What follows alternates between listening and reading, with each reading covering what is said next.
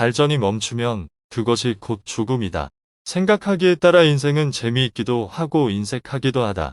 아무리 하찮게 보이는 인생도 소중하다. 반대로 아무리 소중해 보이는 인생이라도 하찮을 수가 있다. 인생이란 다듬기 나름인 것이다. 보보시 도장, 이것이 인생이다.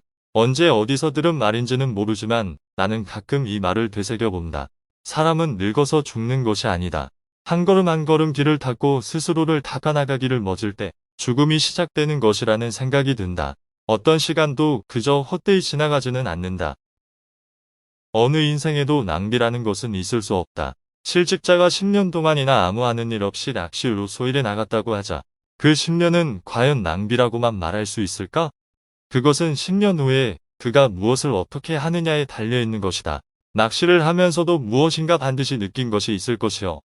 실직 생활을 어떻게 받아들이고 어떻게 이겨나가느냐에 따라 그 사람의 내면도 달라졌을 것이다. 허송세월이라지만 무엇인가 남는 것은 반드시 있는 법이다. 따라서 허송세월이 문제되는 것이 아니라 그것을 어떻게 받아들이느냐가 중요하다. 내게 있어서도 그런 의미에서 동경에서 돌아온 다음에 이 3년 동안은 조금도 낭비가 아니었다. 적어도 사업을 일으키겠다는 생각을 갖게 한 것이다. 사람은 일생을 통해 몇 번인가의 전환점을 겪는다. 스스로 마련하는 전환점도 있겠지만 뜻하지 않게 찾아오는 것도 많다. 사업을 해보겠다는 것은 오랫동안 두고 궁리한 결과는 아니다. 순간적인 결심이라고 해도 좋다. 그러나 한번 그렇게 마음먹은 다음에는 그것은 내게 있어서는 엄청난 전환점이 되었다.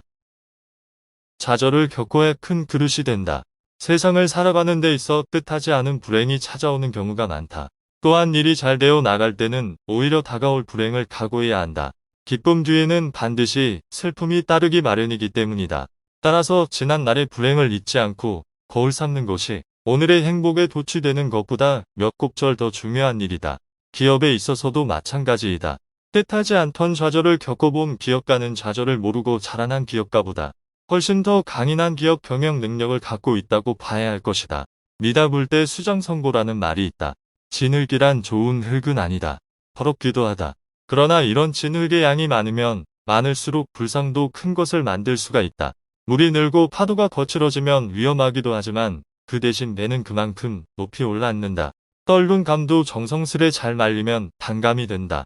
그러나 급히 서두르거나 정성을 들이지 않으면 감은 달게 되지 않는다. 이렇게 떫은 감을 달게 만들기 위해서는 꾸준한 노력이 필요하다. 마찬가지로 기업가에게는 항상 지난날에 겪은 일들을 돌이켜보는 마음이 필요하다. 이런 마음가짐이 없으면 아무리 많은 경험을 쌓는다 하더라도 살이 되고 피가 되지 않는 것이다. 이상 돈 독이었습니다. 도움이 되셨다면 구독과 좋아요 부탁드립니다.